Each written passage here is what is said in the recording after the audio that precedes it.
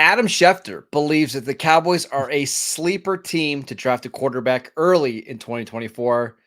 We're not buying it. We'll explain why on this episode of the Locked On Cowboys podcast. You are Locked On Cowboys, your daily Dallas Cowboys podcast.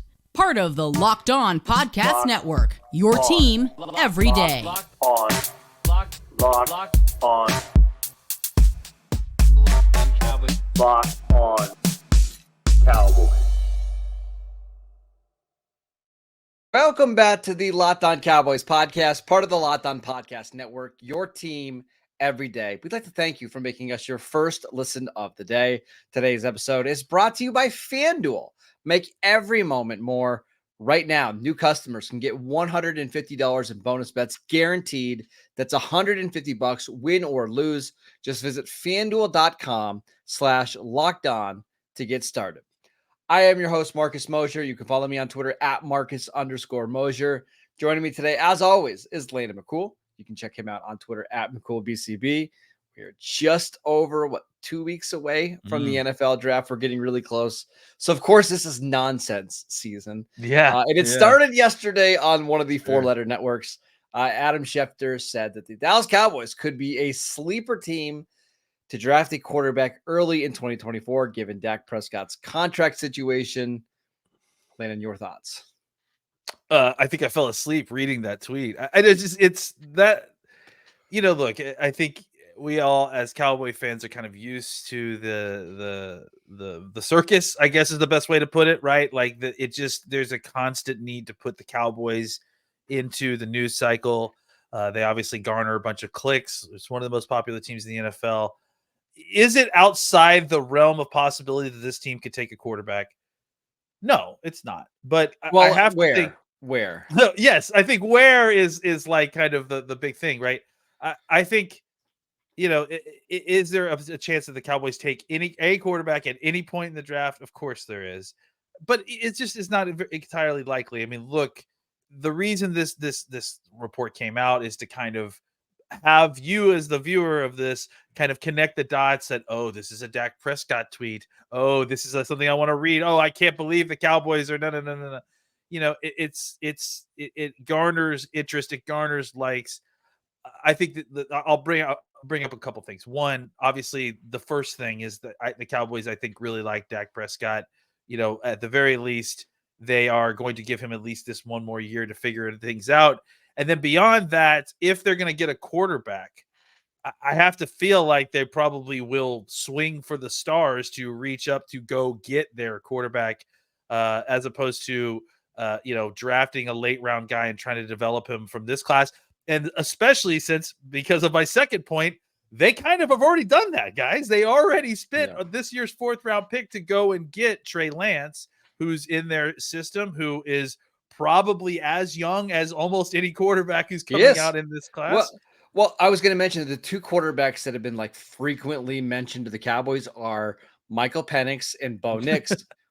Trey Lance is younger than both of those guys. Now, the advantage that those players have, they're on cheaper deals. But, Landon, here's the other thing why it doesn't make sense. You draft a rookie quarterback and build a team around him when you can afford to do that, or when you have to do that. Yeah. There would be no advantage at all in drafting a quarterback now when you have Dak Prescott with a cap hit of $56 million right now, and then a dead cap hit of $35 million. You're basically putting yourself in the exact same situation they had with Dak early in his career, where they were paying Tony Romo a bunch of money not to play. Which is ironic because everyone on Twitter keeps talking about how the Cowboys screwed the Dak rookie situation up because, they had Dak on a fourth round rookie deal. Did everybody forget that there was Tony Romo dead money in that? And that's exactly I guess it was 17, right? For 2017, because he wasn't there. But 18 is the year they probably should have went more in than what they did. But anyways, that's besides the point, right? But so it's 1 year, but yes. as opposed to 4 years, right? So, and again, the thing is that they're making the same mistake here, right? If you do that, if you put the quarterback as the first piece that you're getting instead of doing the rebuild first, then suddenly you're wasting the first 3 years of the rookie contract trying to redo the rebuild. So to me, it doesn't make much sense to spend any more resources especially down roster resources to go get a quarterback when you've already done that. B, it's probably not going to be what you're looking for. And C, you know that you're probably going to end up having to go and get that guy with a lot of resources anyways. Might as well use that pick to draft a developmental linebacker, defensive back, or whatever that can be a good player by the time that you're ready to draft your franchise quarterback. I will also mention that this is a very top-heavy quarterback class. It very much feels like there's 6 quarterbacks who could go in the first round. There's one somewhat intriguing option in the mid rounds in Spencer Rattler, and then it completely falls off, right? So if you're drafting a quarterback, you're not going to get one of the top 4 because there's a very good chance we have quarterbacks go 1, 2, 3, 4 in this class. So that means it comes down to Bo Nix or Michael Penix. And there's a really good chance that Bo Nix or Michael Penix goes 12 to the Broncos or 13 to the Raiders. And now you're picking the 6th quarterback in a class at pick 24 or in a trade up. It makes no sense to me. And then on top of that, the Cowboys just don't have the practice reps like available for this quarterback, right? Because Dak is obviously your starter for 2024. You have Trey Lance, who you just traded for, and you picked up his roster bonus, which guarantees that he's going to be on the team. And then there's Cooper Rush, who the Cowboys still value as a backup quarterback. You're either moving on from one of those 3 guys, potentially 2 of them, or you're not really drafting a quarterback outside of a late round guy to be a camp arm. Like, I don't see it. Yeah. And look, again, when you say things like could be a sleeper, like that leaves an enormous amount of wiggle room to be like, oh no, it just didn't happen. Like, so, it's not even really a report. It's a, hey, there should trying be to connect dots sometime. Like, it's trying to connect dots, but missing a couple dots in between. But another reason why I don't think it's likely that they draft a quarterback high. And again, if they draft a quarterback on day 3, that's entirely different conversation. Yeah. I don't think the front office wants to draft a quarterback for a coach that in all reality probably won't be here in 2025, right? Like they're going to want to, assuming the Cowboys don't bring back Mike McCarthy in 2025, they're going to want their new head coach. And again, assuming they don't sign Dak Prescott to a deal or Trey Lance to a deal, they're going to want the new coach to pick their quarterback. So it's not happening. And that new coach is going to want to pick their quarterback is not, they wouldn't draft him in the third day on a third day. Again, like drafting a third day quarterback is a long-term proposition. Like, so why would a team that, I mean, look, I've complained as much as anybody about the kind of mismatched timelines of this team, but this would be drafting a day 3 quarterback when you already spent a day 3 pick on a guy that has way more upside than any late round quarterback than you're going to draft. Like drafting another late round quarterback without doing something with the other quarterbacks on your roster first, like it completely screws up whatever timeline they're trying to operate on. Unless you're drafting somebody like Joe Milton with the idea of, hey, we're going to keep him on our practice squad to be like a scout team quarterback, and maybe we'll transition him to tight end in year 2 or year 3. Like that's the only way. Like if you're legitimately drafting somebody to be a scout, but if you're drafting that guy, like unless you're spending like a 6th or 7th round pick because you just don't want to fight over him in free agency. But like, I think you're more talking about like a 4th round quarterback or 5th round. Yeah, like I honestly, you do whatever you want with the 6th and 7th round picks. I don't care. Like draft 2 punters. That's fine. Like I mean, the Cowboys are good enough in undrafted free agency that if they want to spend a 6th or 7th round pick to insure a guy, I have a feeling that they can still get whatever they needed out of the 6th and 7th round pick in undrafted free agency. Yeah. So that's fine. But spending anything other than like bottom of the 6th or earlier on a top 200 pick. Yeah. It doesn't make any sense really. Really quickly before we go to the next segment, if the Cowboys were going to draft like Michael Penix or Bo Nix, do you have a preference there, Mr. Auburn?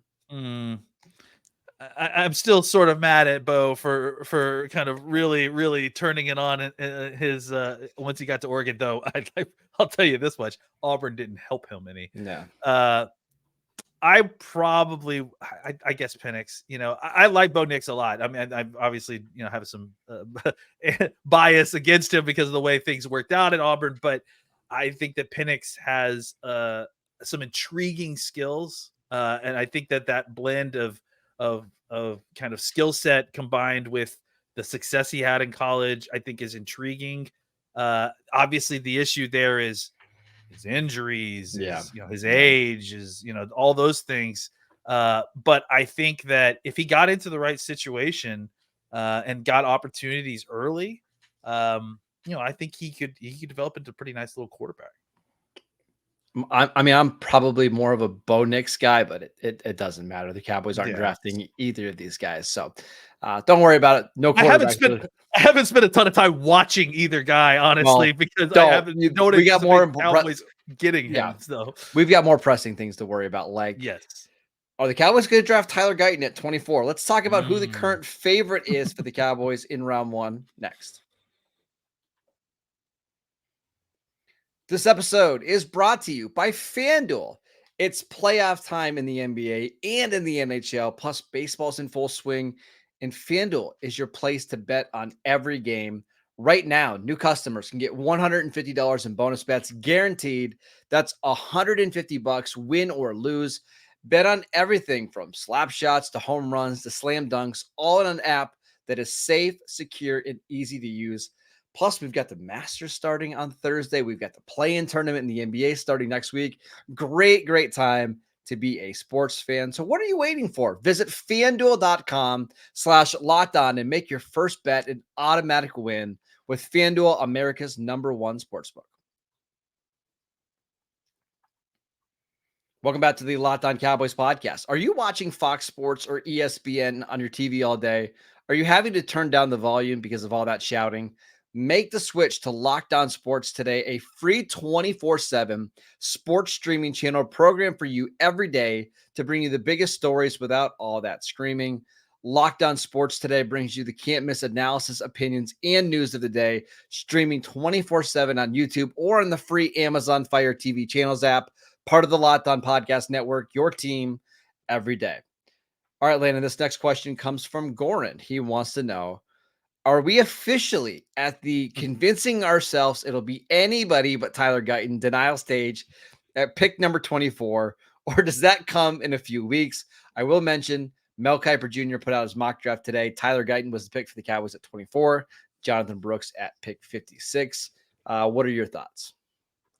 I mean, I haven't specifically resigned myself to Tyler Guyton because Mel Kiper slotted him in this mock draft. I mean, I think Kiper obviously is well tapped into this as he's kind of shown over the last 40 years. Is it been 40 years that he's been doing this? The 80s, so early 80s.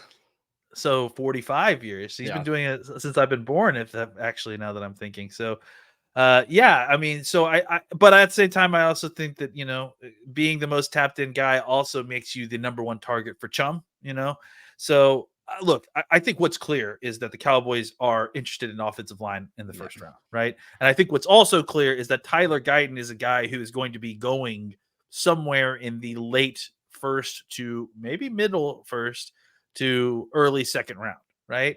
So I mean, I think it makes a lot of sense that there's a need and a desire to fit a player in a certain round, a certain area, and that it's a circle in a circle. It makes sense there. That doesn't necessarily mean that Guyton is the first choice. That doesn't necessarily mean the Cowboys like Guyton particularly more than Patrick Paul or Kingsley Samadia or some of these later Jordan Morgan. I mean, they may like some of these other guys more than him or less than him, and so that's ultimately what will come down to the pick. And especially with tackle, there's just so many of them. That there may be an opportunity for the Cowboys to have, and think about all the mock drafts we've done where we got to 24 and we had choices, right? We had multiple choices. I think Guyton is a guy that the Cowboys could draft especially if things don't kind of fall the way that they hope they do, and they don't have a lot of choice. There may be a spot where they get caught and they don't have their center choices. He's the top available tackle. They're worried about, hey, can we get Patrick Paul or I would put Patrick Paul above Guyton, but again, can we get that next guy at our pick at 56 and then being afraid of it and then taking Guyton? That certainly could play out, but I don't know that I'm necessarily choosing Guyton as the favorite, because he is likely to be there and he's a position that the Cowboys need. But I will say that I think that as I stand right here, right now, I do think that tackle is the front runner position to be taken in the first round. It's tough because I don't necessarily disagree. I think tackle's probably the favorite, but Graham Barton and Jackson Powers Johnson, I think, are just better players. And I gotta think the Cowboys are gonna have higher grades on those two guys. Man, I don't know. If I had to pick, I think I would go with Graham Barton. I just think he checks enough boxes from position flex, multiple years of good production. The athletic testing was really good. Do you think he's going to be there? Like that's my biggest thing with Barton is that I think, the Cowboys absolutely would take him. And I think he's probably the top of their board if all these guys that we mentioned were there. But I have concerns that Barton will make it to 20. Right now on the consensus board, he is 25th overall. Okay. All right. No, that doesn't mean that he's going to be there, but it seems but that's at least getting the consensus theme. Yeah, he's getting ranked and mocked within a few spots of that selection. So could I see like Miami, who drafts a couple or one spot ahead of them potentially? Sure, I think that's possible. I don't know, because what I keep coming back to is I think that JPJ and Barton are better players than Guyton, Patrick Paul, Jordan Morgan, whoever you want to throw in there. But there's also more centers in this class. And if you want to wait to try to grab a center, I think you can you can grab a Cedric Van Pan or a Pran or a Tanner Bortolini.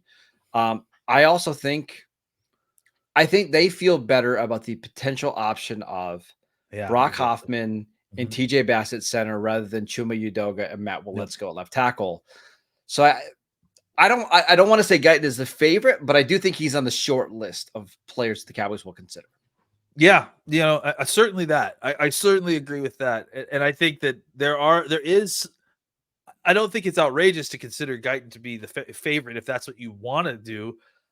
Because I think of all the reasons that I just suggested that he's there, right? Like the need match and the position where he's supposed to be, his stock is lined up with that.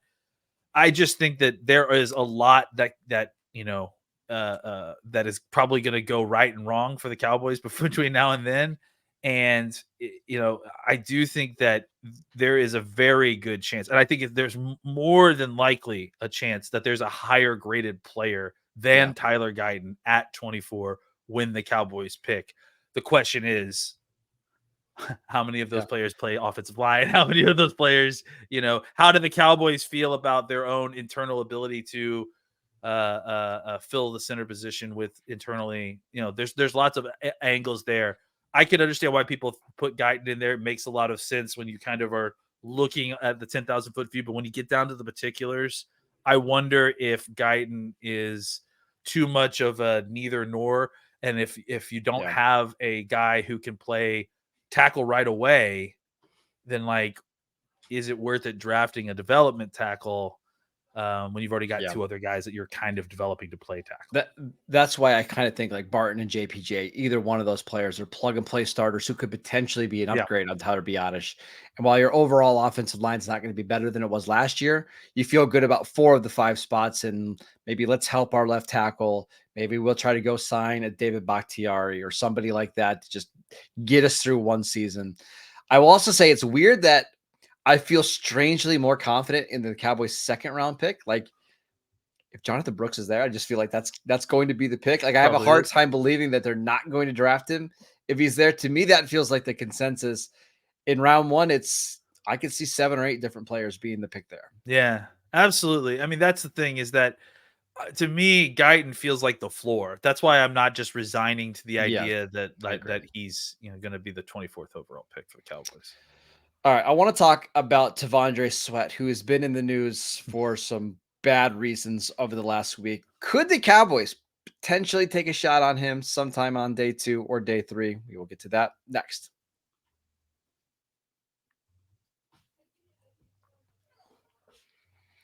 Welcome back to the Locked On Cowboys podcast. We are answering your Twitter questions, and this next one comes from Kevin. He says, when is the earliest that you would take Texas defensive tackle T'Vondre Sweat? Brian Broaddus has said that he's off some boards. Feels like he's a day 3 player now. We should mention that Dane Brugler, he released the beast today on The Athletic. Yeah. Go check that out. It's absolutely fantastic. It's a must get for any draft fans. He had T'Vondre Sweat before the incident as a 4th round player, just based off tape and some of the other concerns. The DWI only knocks him down further. Where would you take a shot on T'Vondre Sweat? I think 4th round is probably where I'd get him, for the Cowboys, like, talking back end of the 4th round, right?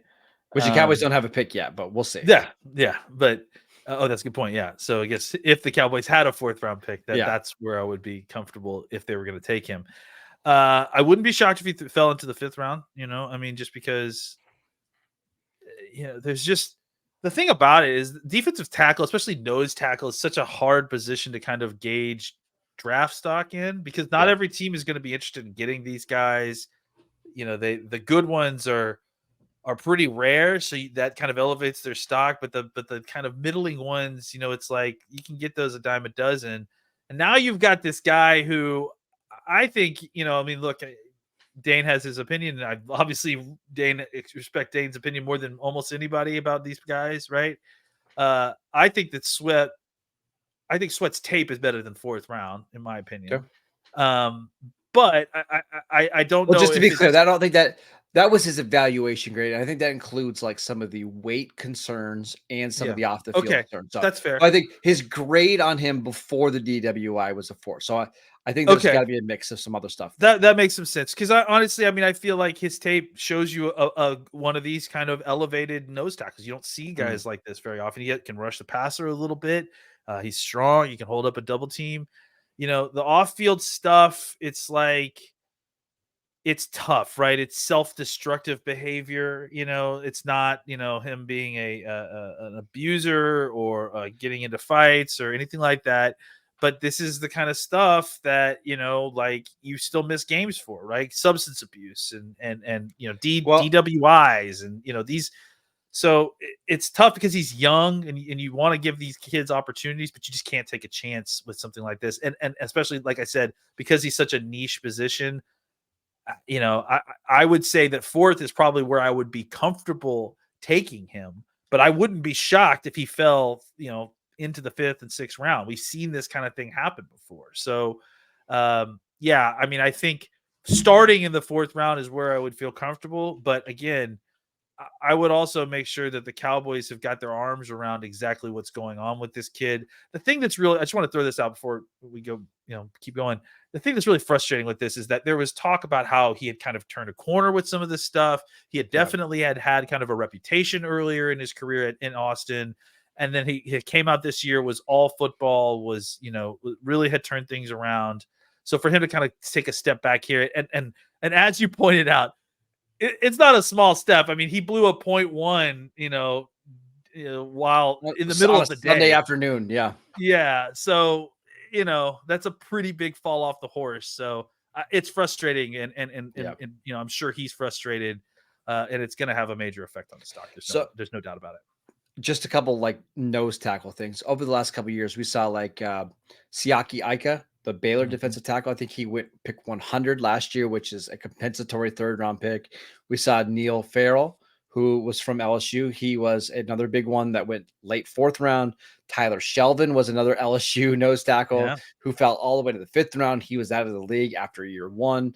Yeah. So it's not uncommon to see even good players like this fall to 3rd, 4th round, even without some of the off the field stuff, because you do get to a point where you're so big that you worry about, is he going to eat himself out of the league? How much, what's the conditioning like? Injury risk. These guys get hurt, especially if they're explosive. Like they can tear their own muscles off their bones. In Dane's draft guide, he mentioned that he played at 380-ish pounds this year. That's just too big. Like you're not going to be able to do that at NFL level. A couple notes that Dane had. Labeled by NFL scouts as a party animal and a class clown. I don't want this to come off sounding bad, but for teams, that stuff is almost worse to them than the DWI, right? Like if you are disruptive in meetings and practice, and you're disrupting the flow of how everything's going, that can be more detrimental than one off the field issue. I kind of think that kind of stuff might hurt him more than this one DWI. I mean, Dak had a DWI, right? Yeah. Like, Yes. yeah, I mean, like that just to kind of show you, the spectrum of folks that have had this. Dak is not anything short of an incredible leader for this team and someone that they would implicitly trust with a lot of stuff. And so I think you're right. It's not necessarily the one situation. It's the fact that he had this label going into his junior year. Had kind of put a foot forward that showed that he was past this, that he was serious about going into the NFL, serious about the draft. And then for him to have this happen after that, it's kind of just shows you that, maybe he isn't quite as mature as he needs to be. The issue is that this was a problem before, and he was working on it, and he was taking positive steps. And now he's kind of rolled all of that back. And now we're back to the character concerns that you had for the player going into his junior year. And that's not a good spot to be if you're trying to raise your draft stock. Just specifically talking about the Cowboys, I don't know if keeping him in Texas and giving him a bunch of money might be the best idea. Like, for his sake, it probably is better to get him out of the state, have him go to more of a low key situation or a low profile situation, and just focus on football. So I understand the appeal because the Cowboys have had issues stopping the run, but this is probably a player that I kind of hope the Cowboys don't draft, even though I know he's really talented. And I wouldn't be shocked. I wouldn't be shocked if the Cowboys try to convince themselves that they have had success with these players in the past, even though they really have not. They've only had some success. So they try to think they have a player development plan that they'll try to get this guy into. I mean, they haven't been any more successful or any less successful than other teams with trying to rehab these kind of players. And when they do, let's be clear, it's because of the player, not because of the team. The team didn't get this guy sober, like the player did. So let's make sure we're getting the right guy when we're trying to make this run. Hey, this is a guy who's serious about getting his life straight. This guy's serious about getting clean. I don't know if that's sweat or not. We got to find that out. Then you make the determination on whether he's worth this. All right, that is it for today's show. We want to let you know that we've got a special guest tomorrow. It's Vacha Lombardi to talk some offensive line prospects. It's going to be a great show, so make sure you guys are checking that out. Go download the podcast wherever you get your podcast. We are free and available on all platforms. Go follow Landon on Twitter @McCoolBCB. I'm @Marcus_Mosher, and we will see you right back here tomorrow.